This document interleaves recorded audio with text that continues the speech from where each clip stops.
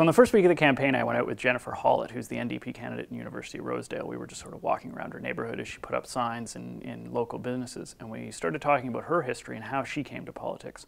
And part of that history for her is going down to Harvard for a couple of years to study under a man named Marshall Ganz. Now, Ganz is sort of most famous for his work with the Obama campaign.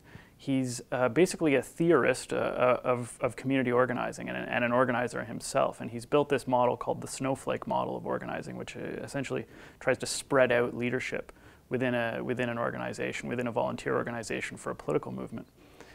This gets into all sorts of sort of complicated theories and management talk.